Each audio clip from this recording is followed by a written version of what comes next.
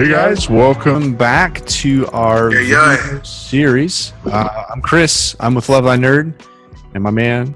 This is Alexander James with UYWI. Yeah, and today we are on phase 3, growing influence. Now, this is our 4th video in the series, 3rd phase of this whole process that we're doing. And this is really where a lot of, I think, some of the most exciting stuff starts to happen. We've done all this work. We've done all this kind of pregame stuff. And now this is where you really start to see some of the fruits of your labors. You have started to earn some of that trust and have earned the right to be. Because of your proximity. Yeah, because of those things, and you get to start speaking into the lives of your students, and they get to watch you and see how you act in these different scenarios, and you being that representative of Jesus, they're drawing those lines and drawing those connections. So yeah, I'm excited to kind of start digging into this one. Yeah, man, what I really love about this portion, especially in the document we created, is that we kind of like flip the script. A lot of churches are apprehensive, if not just dead set against using gaming as a platform to create community and offer ministry.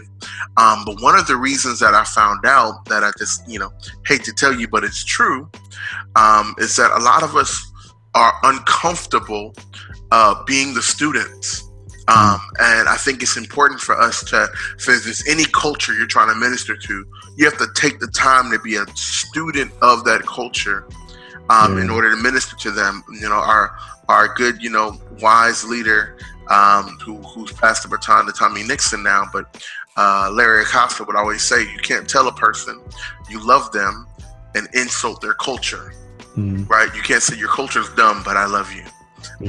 So what happens here is that this really awesome thing where the power dynamic, the teaching dynamic, the authority dynamic becomes reversed. And because you may not be so well versed in these games that these kids know and love, what happens is you say, hey, will you teach me to play Fortnite?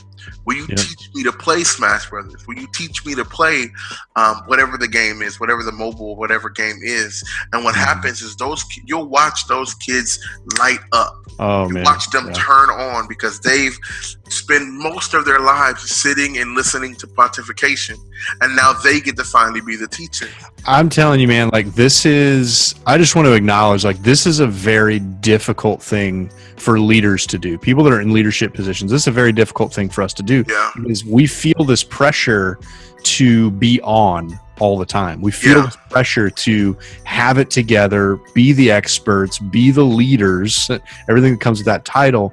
But I'm telling you, we see it in Jesus's life. We see it in the great leaders we've experienced, that transparency, humility, and frankly, weakness goes such a long way to earning trust and influence with the people that are following you.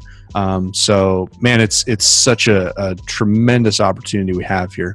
One of the things that we wanted to talk about, that we mentioned in the PDF as well, and we expand on there, but I kind of have this saying of don't be weird.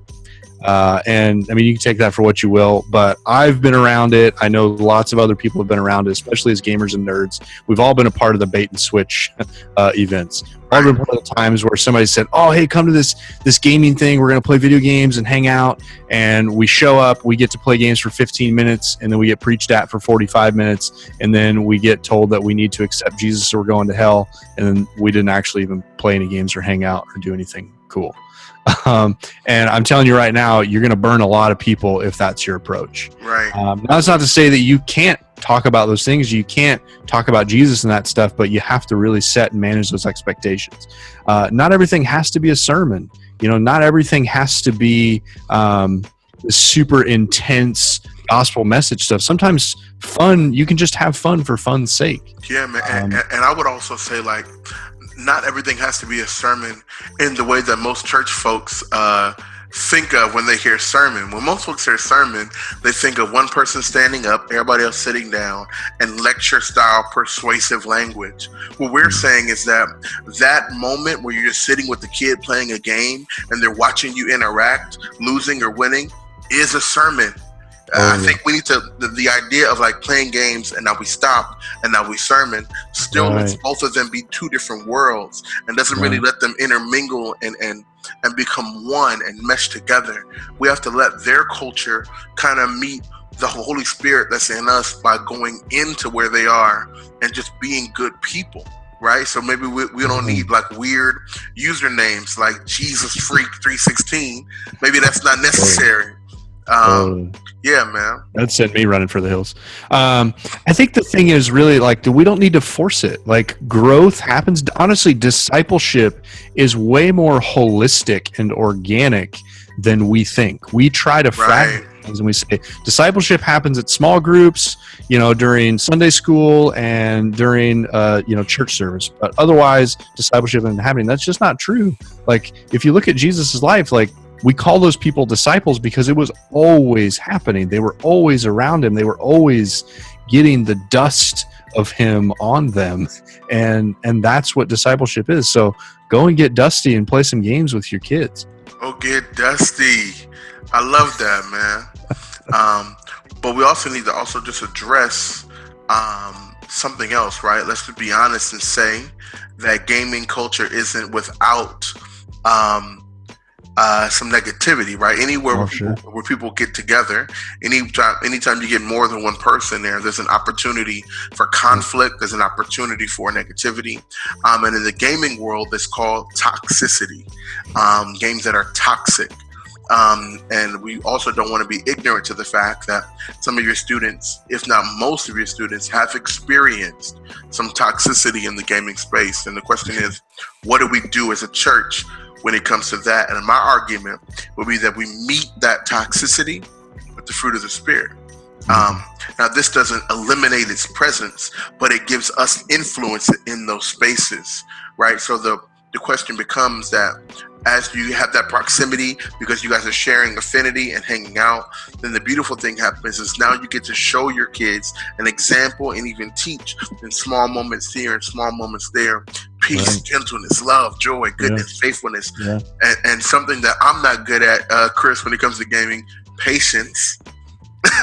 my gaming style is very let's get it in, but often patience, kindness, and framing these fruit of the spirits as a way for the kids to get better at the games they play, and then they say, hey, now your game's improved because you have more self-control.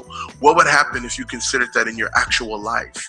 And then you take that very micro moment and pull it into the macro, and you create this organic moment for organic learning. Hey, man, show your students how to lose well. Right. Show your students how to fail. Like that, to me, is good leadership. All of us know we've got a laundry list of failures in our past, and we'll have even more in our future. So let's be real with our students and show them how to fail well and move on from that. That is an invaluable lesson, not just in playing games or sports or that kind of thing, but in life, because we're gonna fail and they're gonna fail, and we can show them how to do that well. Right. And I guess to wrap it up, the crux of this idea of influence is not necessarily cloning yourself into your kids, right? It's about using what you've learned, what you've grown from experience, from your biblical knowledge, to begin to equip them to really be themselves. You earn the right to influence their action, and then you arm them with your experience and your biblical opinions, and just empowering them to be more themselves. And watch how much of their lives they're willing to share with you. Watch how often and much they look forward to not just being around the game, but watch this, they'll want to be around you. When there's a genuine organic relationship there, I can think of 5 people who probably know things I've done that my mama don't know.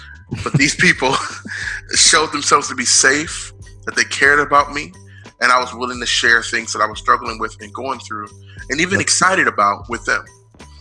Yeah. Well, hey, next video, we're going to be talking a little more about that kind of stuff of our just lasting impact, and where do things go from here? How does it multiply? How does it grow? So yeah, we'll see you next time. Awesome, guys. Peace. See ya.